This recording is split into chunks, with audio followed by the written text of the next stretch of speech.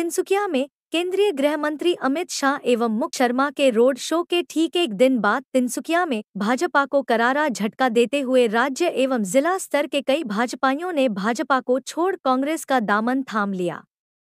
आज तिनसुकिया जिला कांग्रेस के मुख्यालय राजीव भवन में जिला कांग्रेस के प्रभारी अध्यक्ष जयंत कलिता की अध्यक्षता में आयोजित सभा में नेता प्रतिपक्ष देवव्रत सैकिया एवं वरिष्ठ कांग्रेसी नेता पवन सिंह घटवार की उपस्थिति में मोरान जनगोष्ठी के वरिष्ठ नेता सदिया जिला भाजपा के पूर्व अध्यक्ष, भाजपा प्रदेश कार्यकारिणी के पूर्व सदस्य, तिनसुकिया जिला परिषद के पूर्व अध्यक्ष ललित मोरान के नेतृत्व में अन्य 13 भाजपाइयों ने कांग्रेस की सदस्यता ग्रहण की।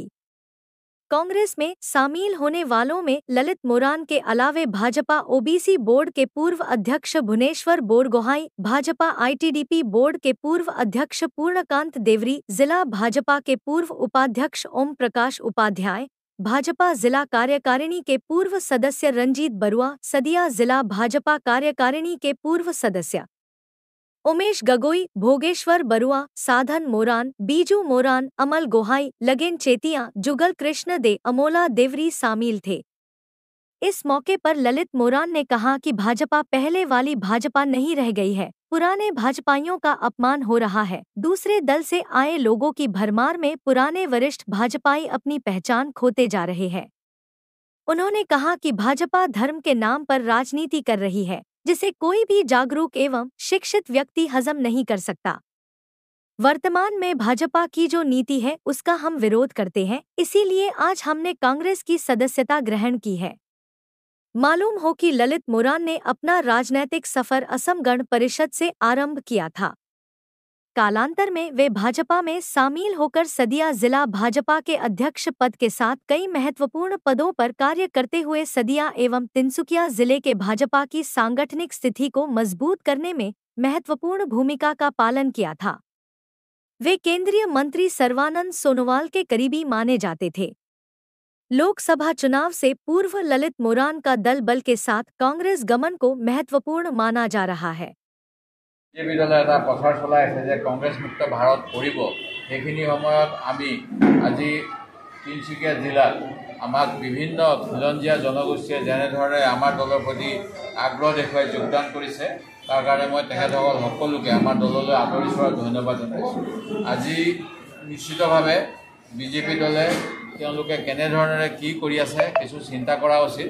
যে যিসকলে বিজেপি দল তৃণমূল পৰ্যায়ৰ পৰা মজবুত কৰিছিল, দুবাৰকৈ জিলা পৰিষদৰ সভাপতি হিচাপে ৰাইজৰ সমৰ্থন লৈ এই অঞ্চলটোত বিজেপি দলক শক্তিশালী কৰিছিল, যিজনে জিলা বিজেপি দলৰ সভাপতি হিচাপে এই অঞ্চলত সংগঠন কৰিছিল প্ৰাক্তন ৰাজ্যিক কাৰ্যনিৰ্বাহক সদস্য শ্ৰী ললিত মৰাণ ডাঙৰীয়া, ওবিচি মৰ্চাৰ প্ৰাক্তন সভাপতি শ্ৰী তুষেশ্বৰ বৰগোহাঁই ডাঙৰীয়া আৰু আইটিডিপি বৰ্ডৰ প্ৰাক্তন চেয়াৰমেন জিলা কমিটিৰ শ্ৰী পূৰ্ণকান্ত দেউৰী ডাঙৰীয়া আৰু প্ৰাক্তন জিলা উপসভাপতি ওম প্ৰকাশ উপাধ্যায়কে আদি কৰি বহু ব্যক্তিয়ে আজি ইয়াত আহি যোগদান কৰিছে আৰু তেখেতসকলৰ সমৰ্থকসকলো বিভিন্ন পঞ্চায়তত বিভিন্ন মণ্ডলত আজি অপেক্ষা কৰি আছে। আমি ইয়ালৈ সময়ৰ অভাৱত তেখেতসকলক আমন্ত্ৰণ জনোৱা নাই। পৰৱৰ্তী সময়ত আমাৰ তেখেতসকলৰ সকলো সমৰ্থকে আমাক প্ৰতিশ্ৰুতি দিছে, আমাৰ দলৰ হৈ তেখেতসকলে খুব ভালকৈ কাম কৰিব।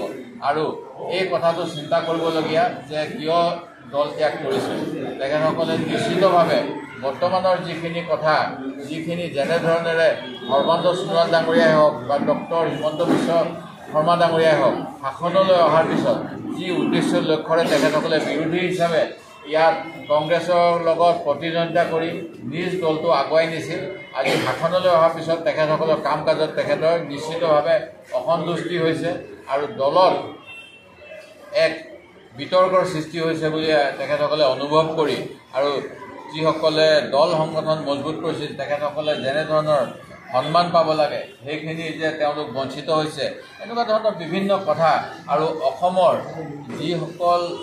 যিটো তেওঁলোকৰ ঘোষণাপত্ৰত আছিল এই ঘোষণা অনুসৰি যে তেওঁলোকে কাম কৰিবলৈ ইচ্ছা কৰা নাই, এই কথাবিলাক আজি তেখেতসকলে অনুভৱ কৰি আমাৰ দললৈ আগবাঢ়ি আহিছে। তুষেশ্বৰ বৰগোহাঁই, আমাৰ ওম প্ৰকাশ উপাধ্যায়, ৰঞ্জিত বৰুৱাকে আদি কৰি নিষ্ঠাবান বিজেপি কৰ্মীসকলে আজি কংগ্ৰেছ দলত যোগদান কৰিছে আৰু মই কংগ্ৰেছ দলক তেওঁলোকক আদৰণি জনাইছোঁ। আজিৰ পৰা তেখেতসকল আমাৰ কংগ্ৰেছ দলৰ সক্ৰিয় সদস্য আৰু কংগ্ৰেছ দলত ইয়াত নতুন পুৰণি নাই। আজিৰ পৰা যিসকলে এই দলত যোগদান কৰিলে আমাৰ সমানে তেওঁলোকৰ দায়িত্ব আৰু অধিকাৰ কংগ্ৰেছ দলত থাকিব। আজিৰ যোগদান কৰাটো এটা বিশেষ উল্লেখযোগ্য ঘটনা, কাৰণ যোৱাকালি ভাৰতবৰ্ষৰ গৃহমন্ত্ৰীয়ে তিনিচুকীয়া জিলাত এটা ৰোড শ্ব' কৰি গ'ল।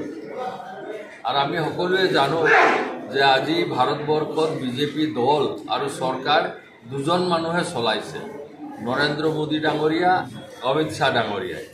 আৰু এই অমিত শ্বাহৰ ভ্ৰমণৰ পিছতে তেখেতসকলে আহি আজি আমাৰ দলত যোগদান কৰাৰ কাৰণে আমি অতি আনন্দিত হৈছোঁ। সকলক যোগেদি আমি যে আজি কিয় ৰুলিং এখন গভৰ্ণমেণ্ট চলি থকাৰ অৱস্থাত কিয় ভাৰতীয় জনতা পাৰ্টি দলটো ত্যাগ কৰি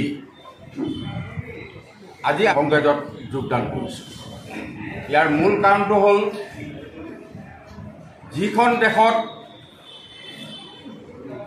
ধৰ্মীয় ইছ্যুৱে ৰাজনীতি কৰে সেইখন দেশ ভুল মানুহৰ দ্বাৰা পৰিচালিত।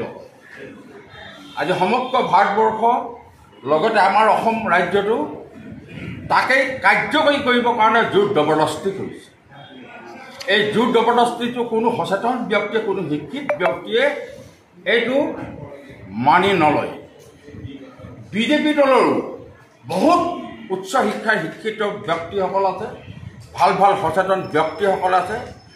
মই ৰাজ্যিক কমিটিৰ সদস্য হিচাপে মোৰ অসমৰ ইমূৰৰ পৰা সিমূৰলৈকে বহুত দলীয় কাৰ্যকৰ্তাৰ লগত মোৰ গুড ৰিলেশ্যন আছে। তেওঁলোকৰ লগতো মুঠতে এই সম্পৰ্কে আলোচনা বিলোচনা চলিছে। তেওঁলোকেও ডাইৰেক্টলি মুঠতে তেওঁলোকে দলক মুঠতে এগেইনষ্ট কৰা নাই, ইনডাইৰেক্টলি কিন্তু তেওঁলোকে দলক এগেইনষ্ট কৰি আছে। আপুনি এইটো মুঠতে হজম কৰা নাই। হিমন্ত বিশ্ব শৰ্মাই ভাবিছে যে অসমত হিন্দুত্ব ৰাজ চলাম।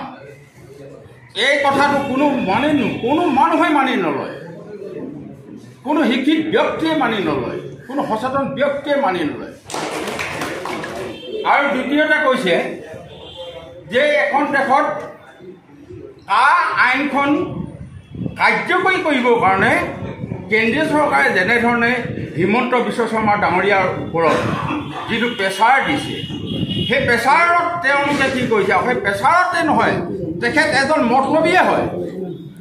তেখেতে এই আইনখন যিকোনো প্ৰকাৰে কাৰ্যকৰী কৰিবৰ কাৰণে দৃঢ় প্ৰতিজ্ঞ হাতত লৈছে।